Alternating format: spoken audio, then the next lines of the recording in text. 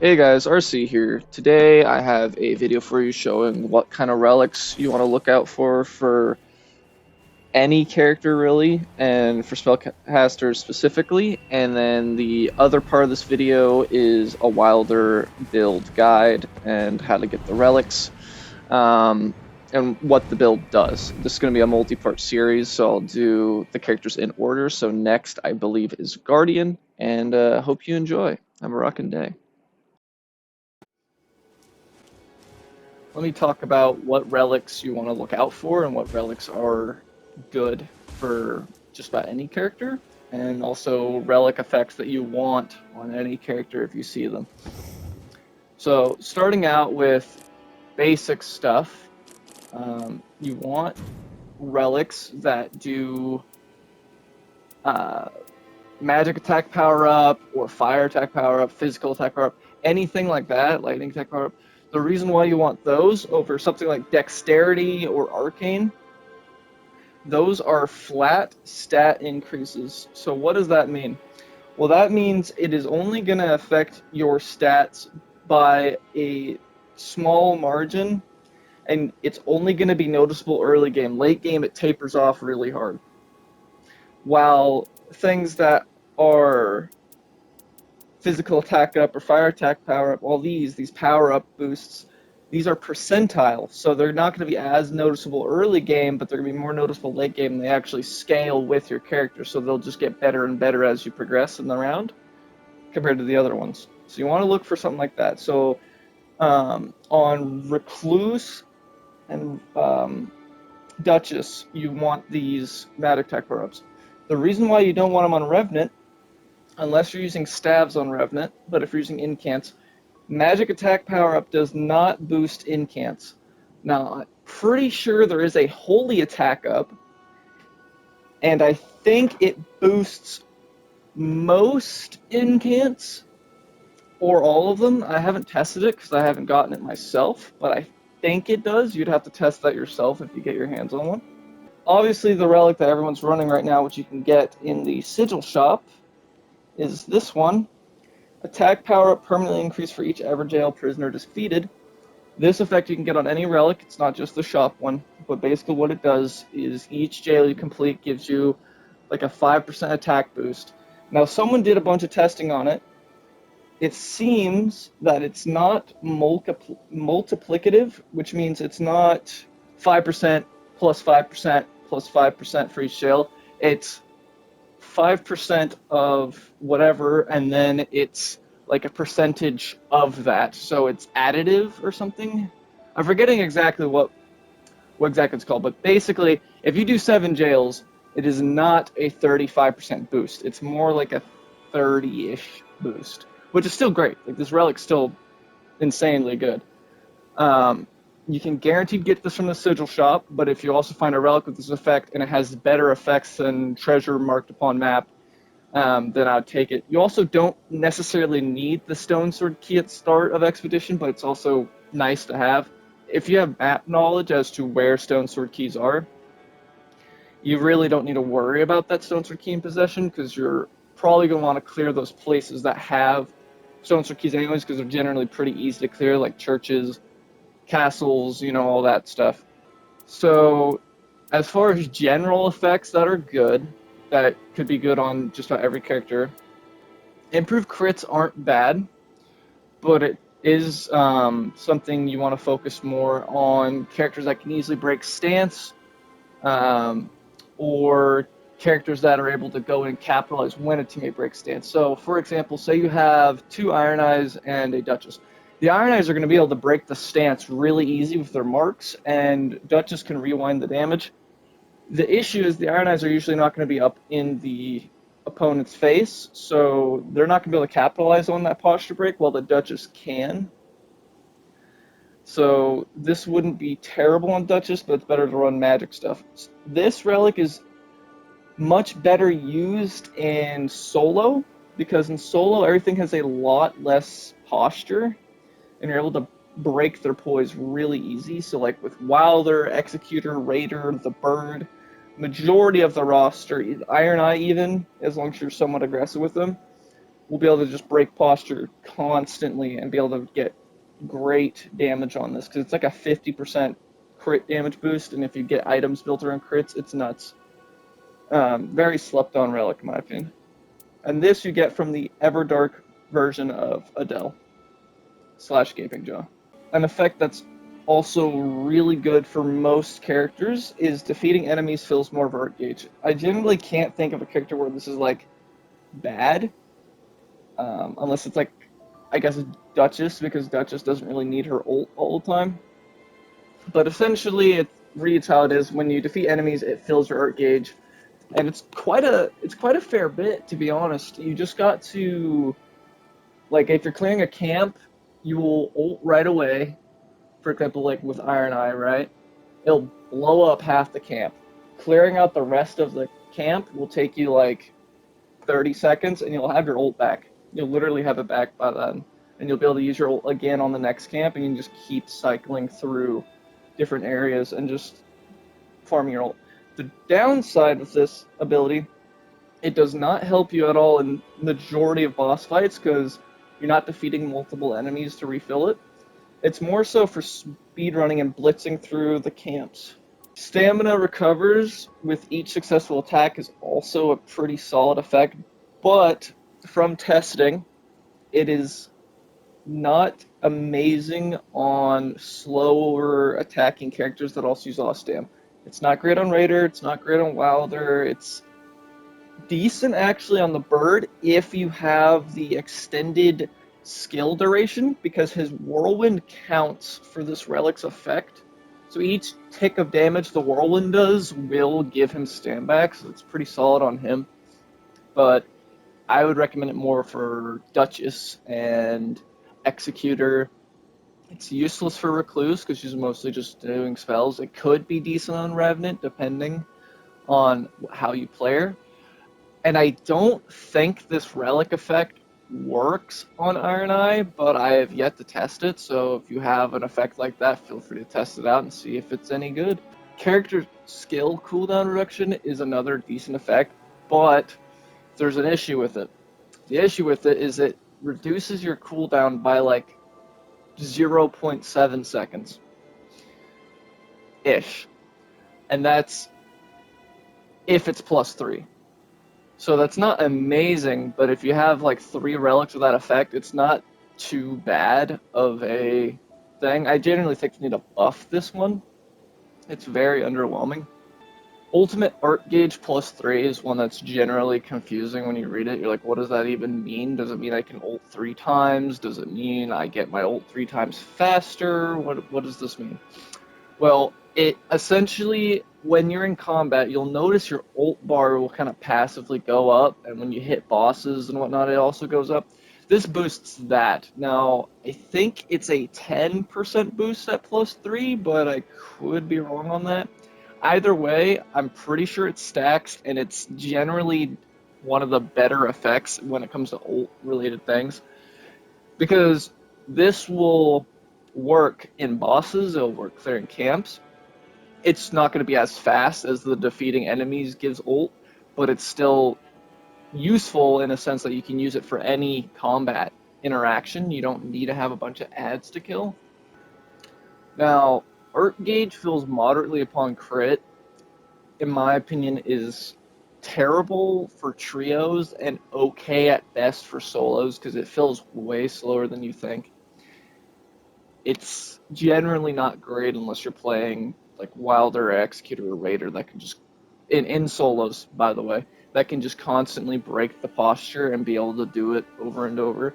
It just doesn't give that much progress.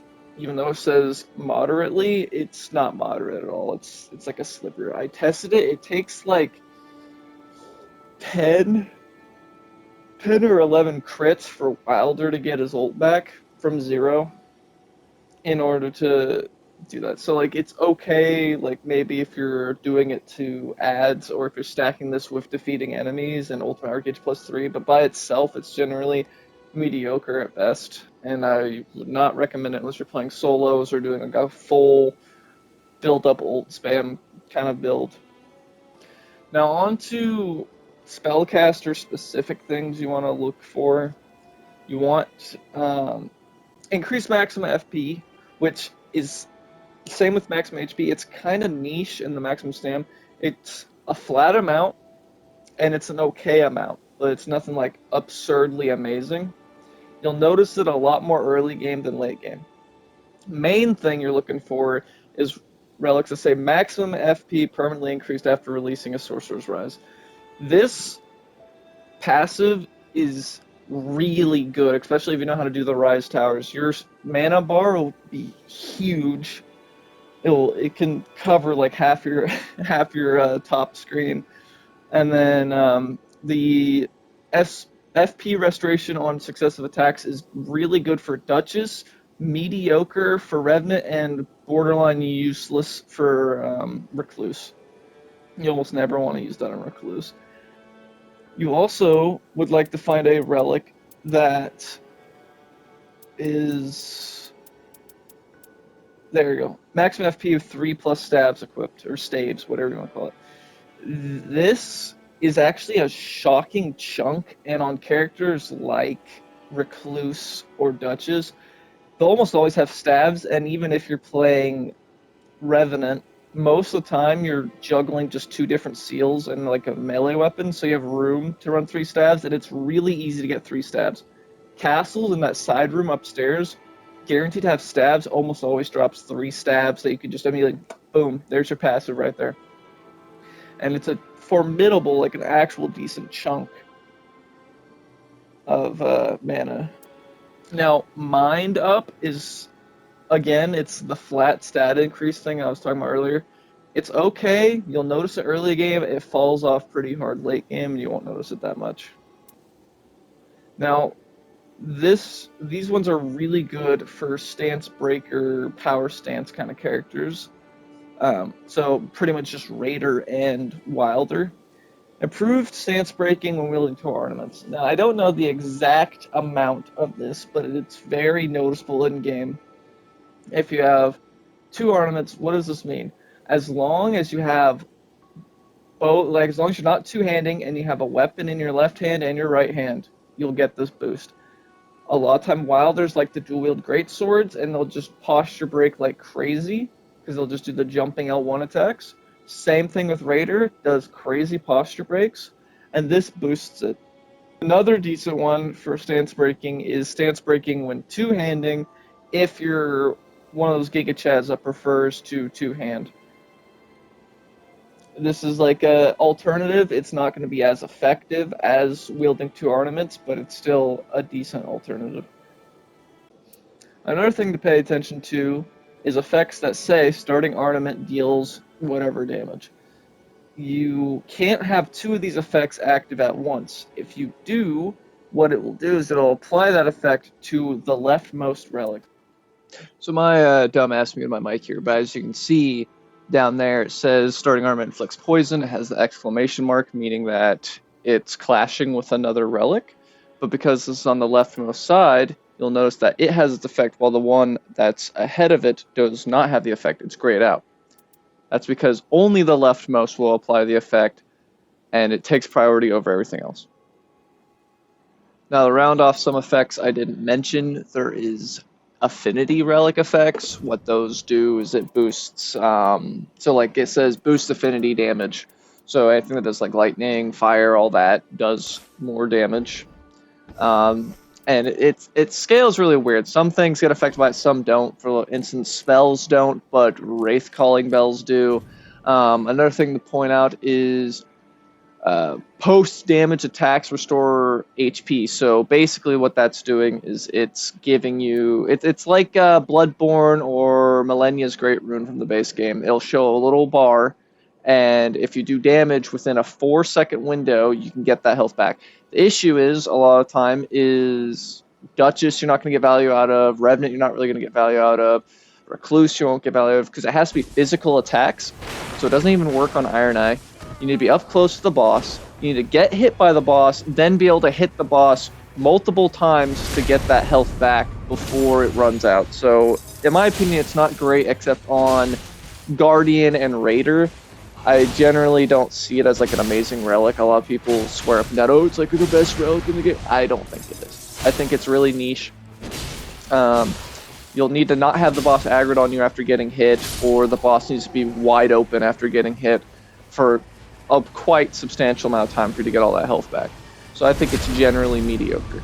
Another one is increase attack power after taking damage. That relic's really good on Raider and Guardian as well, because they can take little bits of damage without actually trading. It can be good on Wylder too, depending on if you have something that gives you a bunch of poise. Generally, it's not good on characters that don't have a lot of poise, because you'll get hit, get knocked down, the damage boost doesn't last too long, you won't be able to capitalize on that damage boost.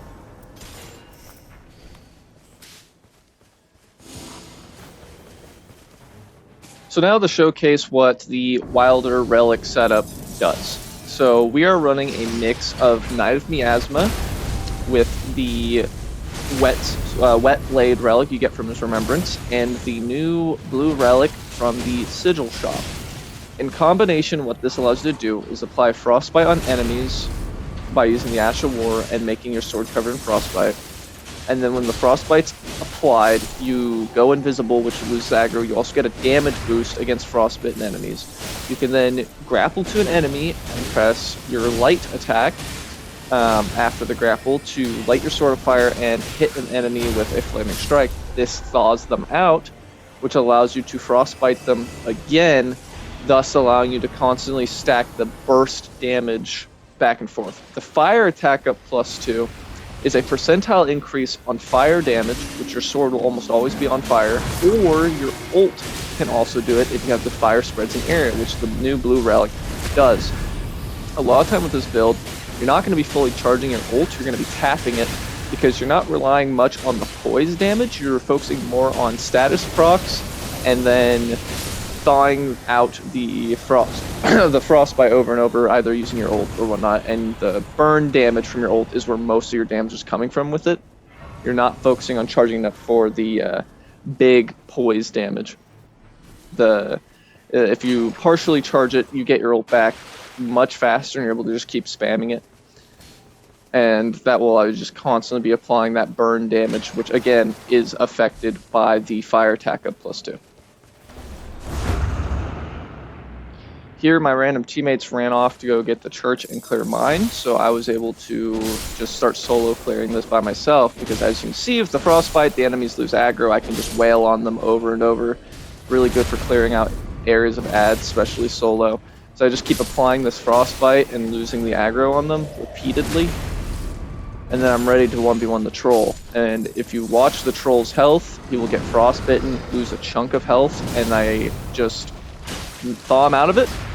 Right here, boom, does a big chunk of damage, and then I ult him for the stagger, and instead of immediately going for the crit, what I can do is I can Chilling Mist here, which will trigger another frost proc, and after that frost proc, which he didn't quite get it, there it is, after that frost proc, I can just beat him up. Like, he's just taking so much burst damage, I was able to annihilate that troll before it could really do anything. And I pretty much solo cleared this entire castle by myself. I killed basically all the trolls by myself.